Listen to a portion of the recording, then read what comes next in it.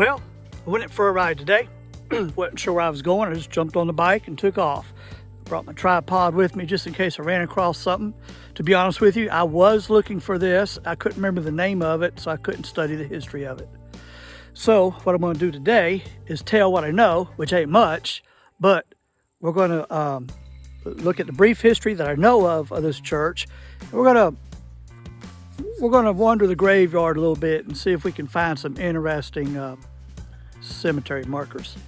I'm out in the middle of nowhere. I mean miles away from anything.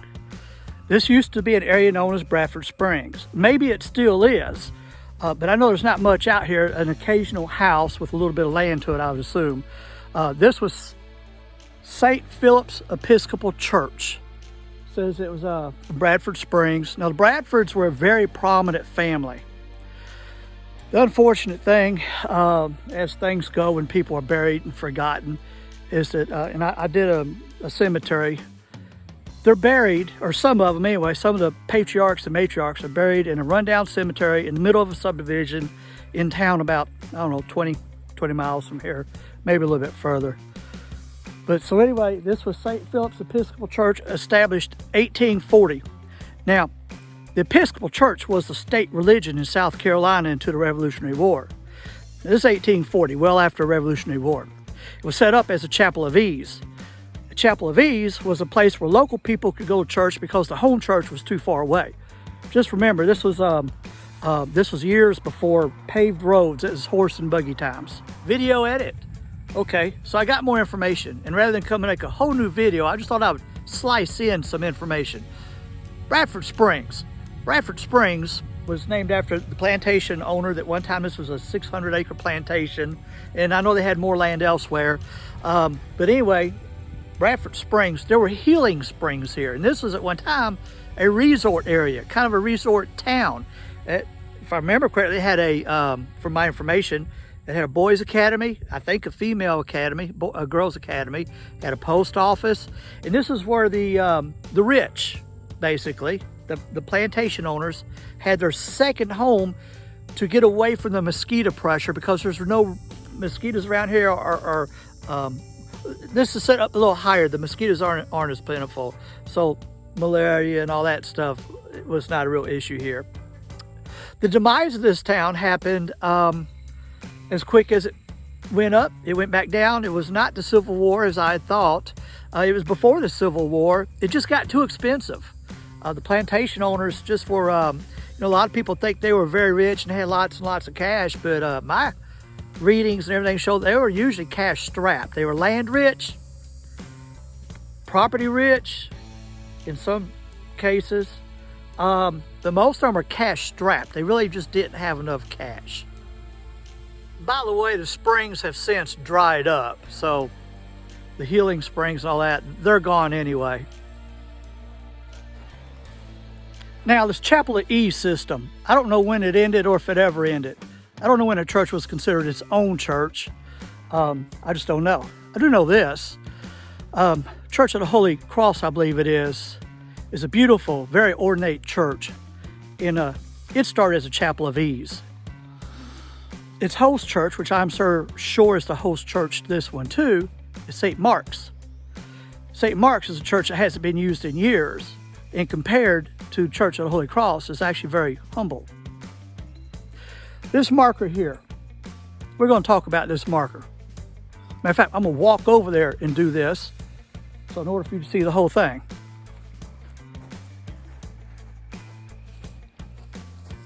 I'm going to read it to you,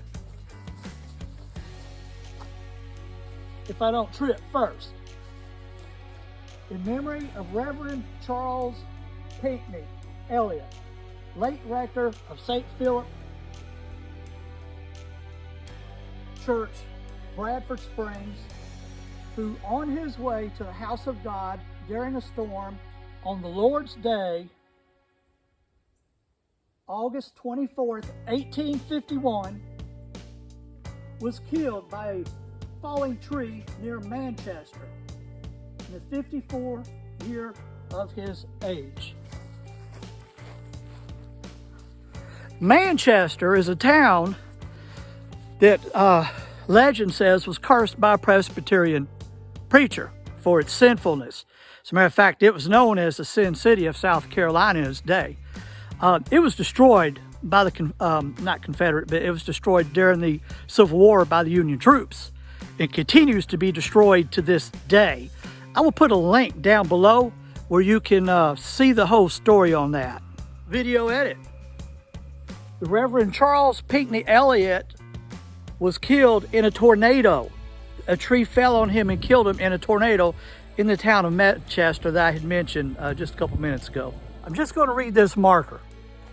It says, St. Philip's Episcopal Church, established June 9th, 1841, consecrated by Bishop Christopher E. Gadsden, son of Revolutionary War hero Christopher Gadsden.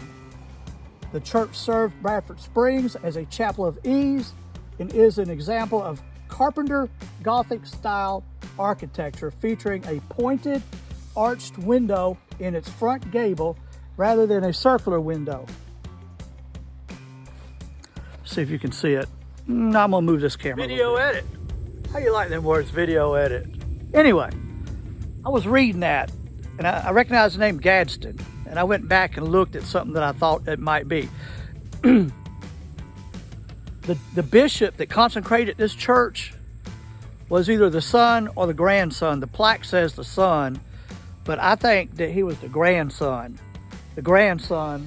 of Christopher Gadsden, who designed the Gadsden flag, the flag that says, "Don't tread on me." So he come from a good patriotic stock. By the way, Mr. Gadsden that designed that flag was a fierce patriot.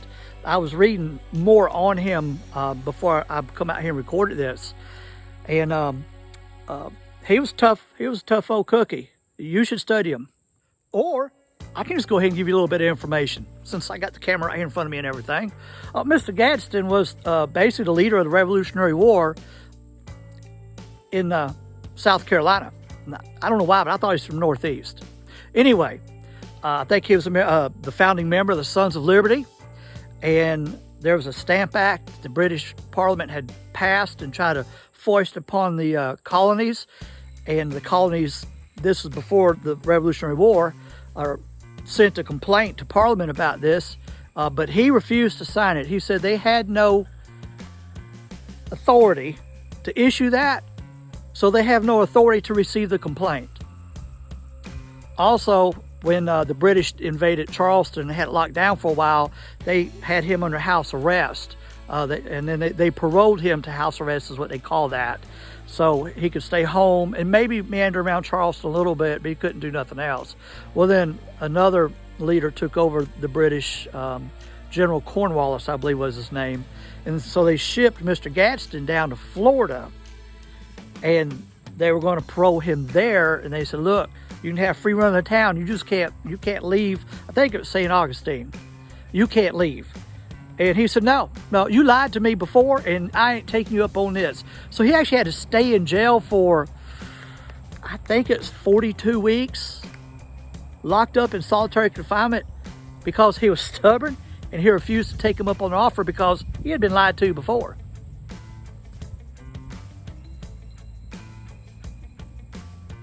I'm not sure you can see it here, but I'm going to try to point it out. These are real shutters. Let me see if I can move this camera a little bit. The sun's glaring right in my eyes. I'm not even sure what you can see at this point. There you go. It's a real shutter with real hinges. It's a fairly well kept graveyard, and it's old. I'm just going to back around here and let you see.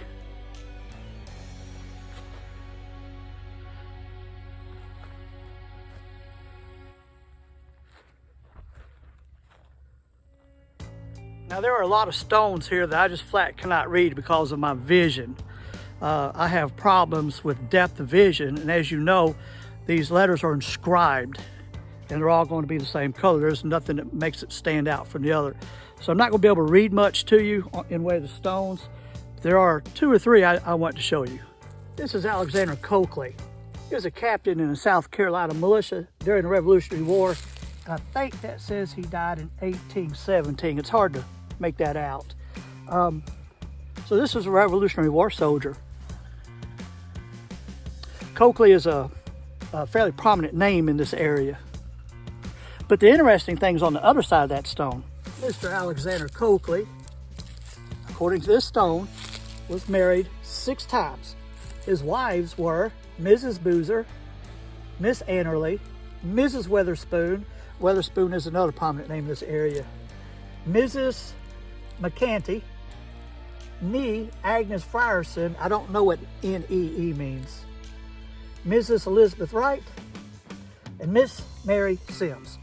I'm assuming the ones that start with Mrs. were widows, and the ones that start with Miss were not married yet.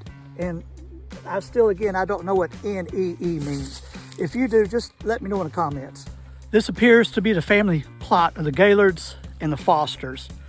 Because of the way they're laid out, I'm going to assume they were actually one family just married into another. You know, the thing about doing these cemetery videos is you run across some sad stuff sometimes. Most of these are children. A couple of the little ones are not children of the little stones. There's a couple of people that live to be old actually, but most of these, unfortunately, are children. You know, back in the day, life expectancy was not very good and life was tough. Any little germ could kill you. I noticed, by the way, that most people either died really, really young or really, really old. It was rare for someone to just kind of die in the middle, even though it did happen. I'm sure most of you already know this, but when you come to a cemetery, you see stones like this or coins, it means someone came by for a visit to respect the deceased. Sometimes it's family, sometimes it's not. I noticed also